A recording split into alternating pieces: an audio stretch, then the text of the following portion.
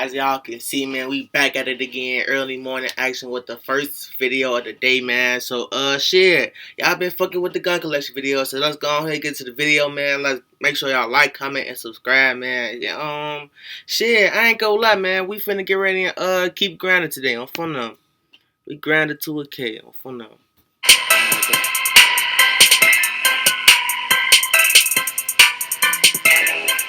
Let's see what fuck we got on fun them. See if we got some shit.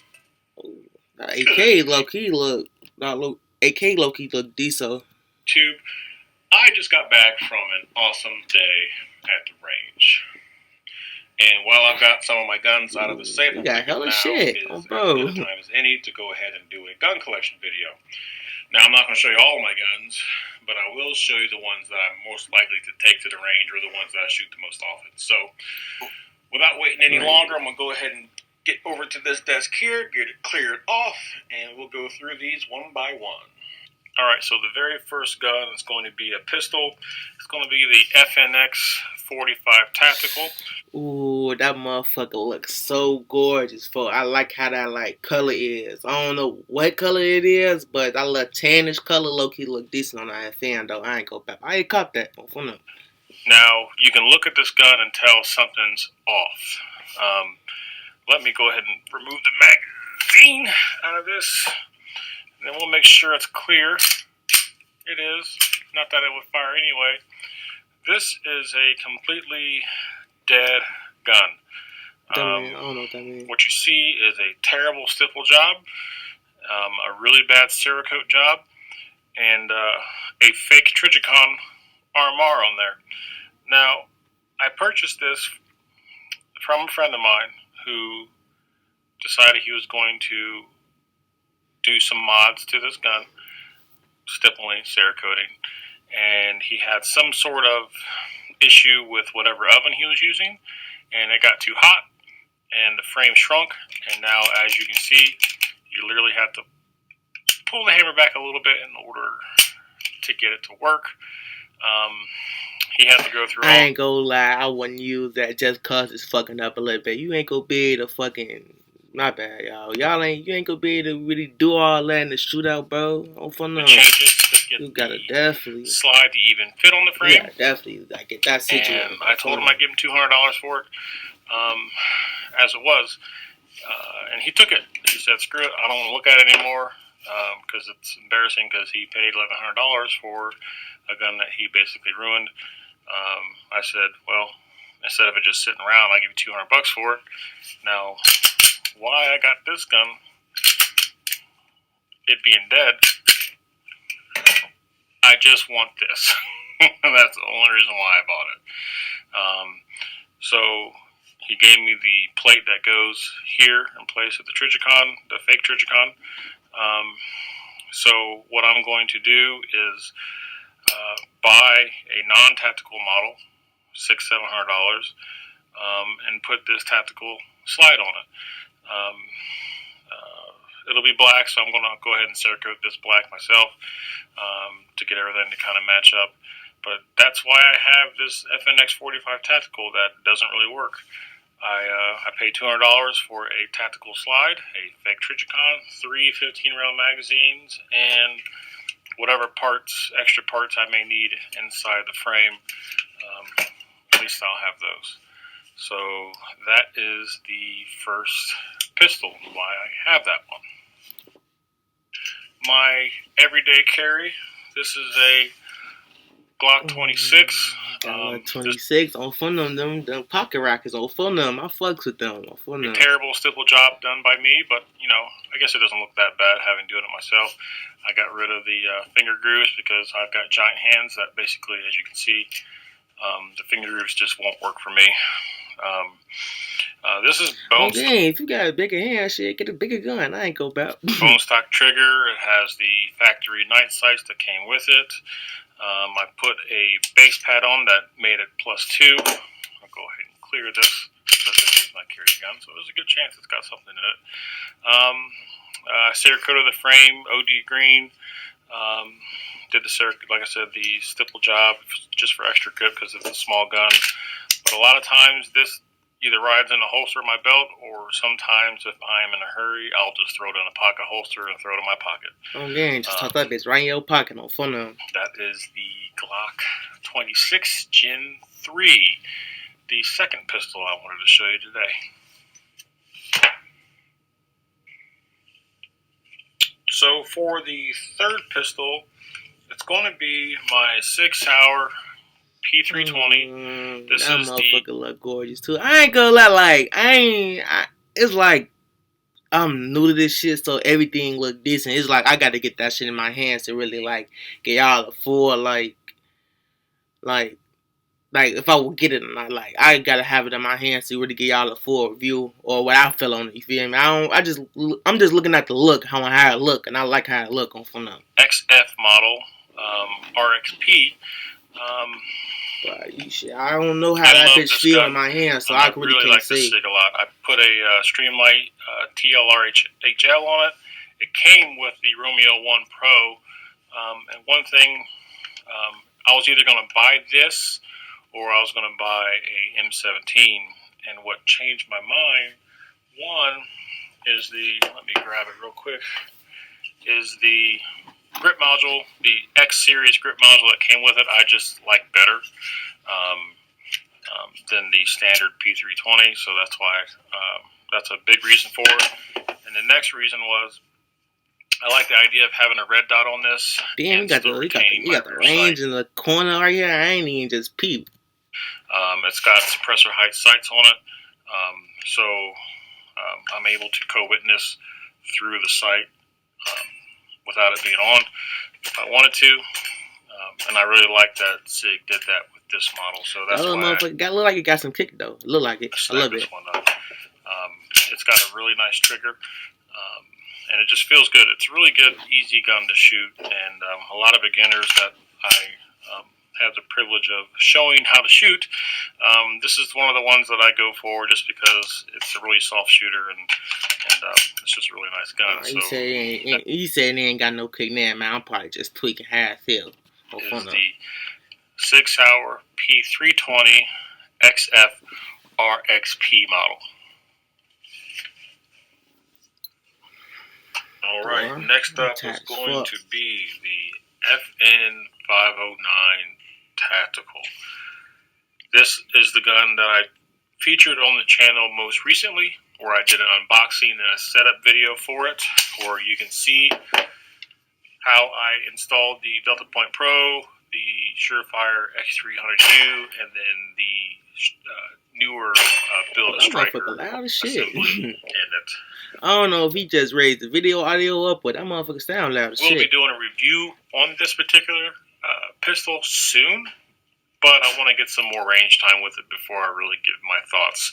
I also wanted to get a little bit more range time before I do anything about this trigger, which I'm honestly not having the same problems a lot of people are having with it. So it is the FN509 Tactical. We're going to keep this moving. I'm going to shoot over to the wall and show you some of my rifles. So let's do that right. There we go. Over to the wall. So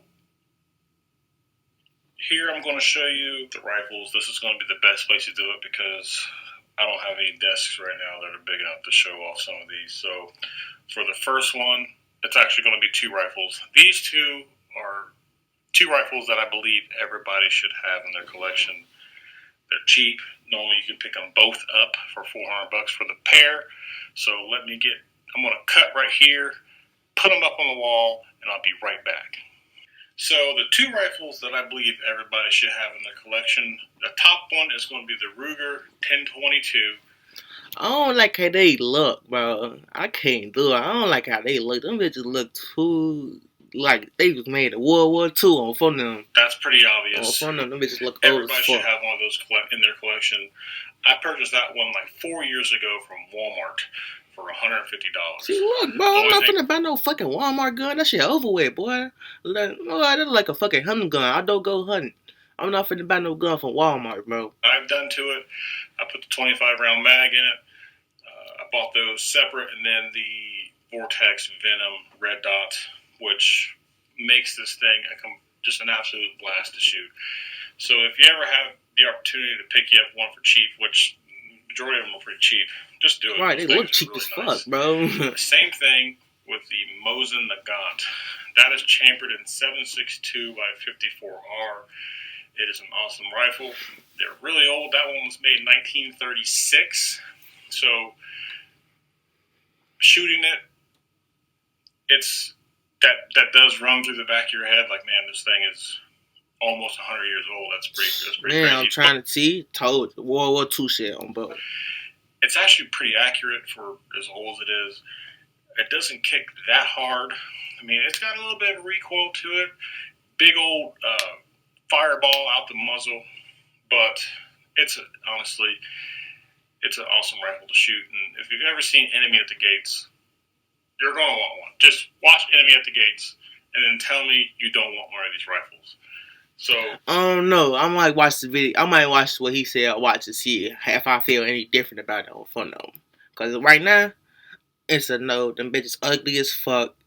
Them bitches come from Walmart. That one come from Walmart, bro. I'm not finna buy that shit. That motherfucker might don't look reliable for them. All right, those are those two. We got 3 more left. Cause I know, like, if in a situation, I'm not gonna grab near one of them, bro. I'm definitely not. 4 more left. Moving on. I'm gonna keep it moving. So next up is going to be the Arsenal SLR 107R AK pattern rifle. This one's chambered in 7.62 by 39. Oh, I fucks with this. Like, I fuck with the look. You feel me? Like, it got the look tape. I don't know if that's tape right there or that's how it's made, but I ain't gonna lie. I fuck with how this look. You feel me? I like AKs, ARs, Glocks, and shit. Like, them my big 3 like Glock, like gun brands I like.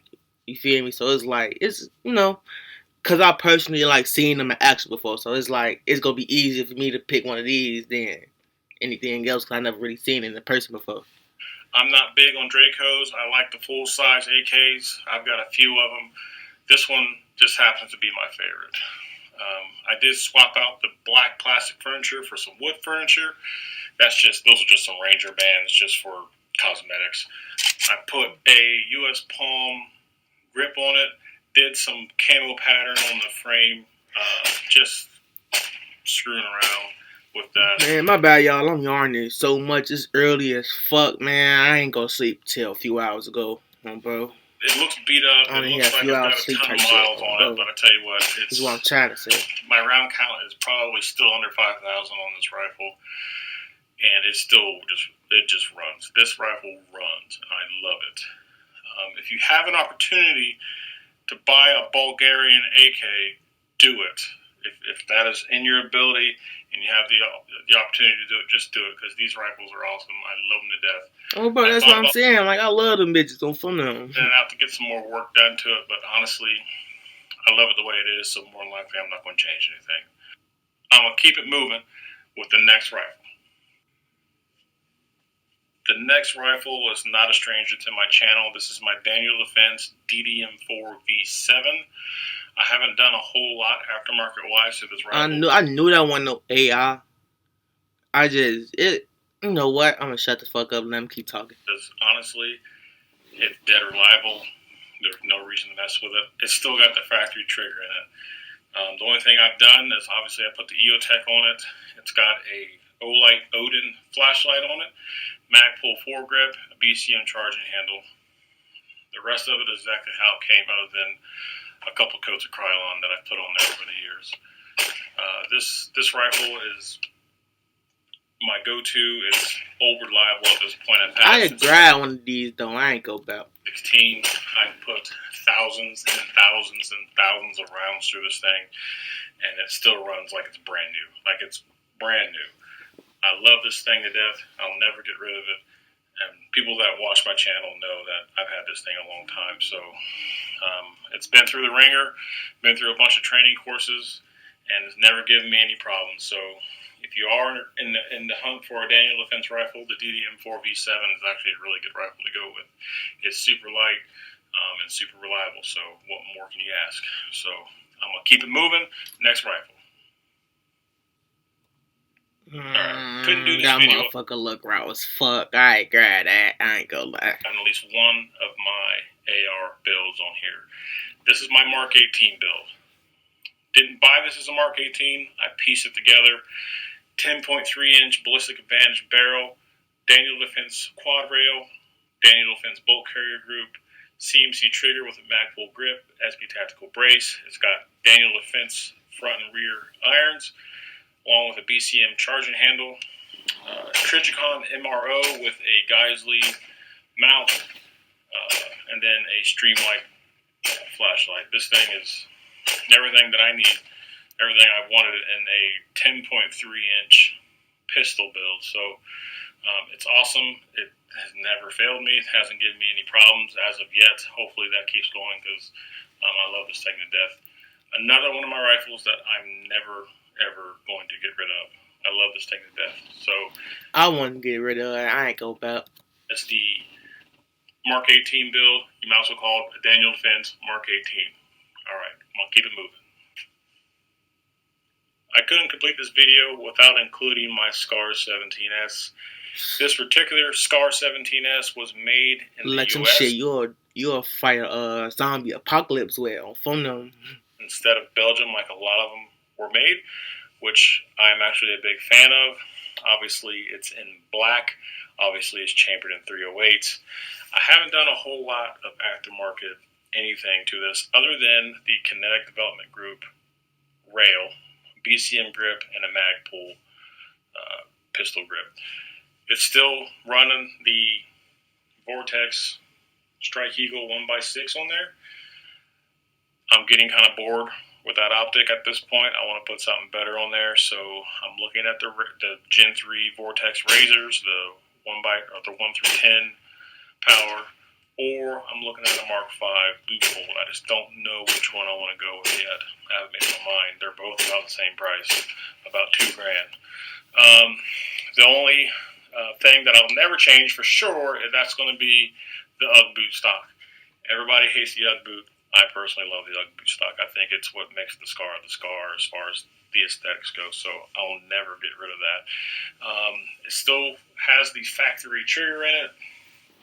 I just haven't jumped on the Geisley bandwagon yet. I think I'm one of the few people that got a SCAR with a decent trigger because it's really not that bad. Just like my FN 509, people complain about the trigger. Mine's really not that bad, so I'm just not changing them out yet. So who knows? One day I might, but right now I'm just running it the way it is. Yeah, I went ahead and cut the video there. Saved you guys from about 5 minutes of useless rambling. So anyways, that was my top 10 guns from my collection. If you enjoyed the video, please consider subscribing. I ain't gonna lie, y'all. Make sure y'all like, comment, and subscribe, man. We back with these bangers, man. We coming. Shit, I ain't gonna lie. We might get 3 up today like we did yesterday. But I ain't gonna lie, y'all. Make sure y'all like, comment, and subscribe. Make sure y'all hit the videos that's coming up on the screen right now, man. And shit, keep fucking with me, man. We gonna grind to 1,000 subscribers on phone.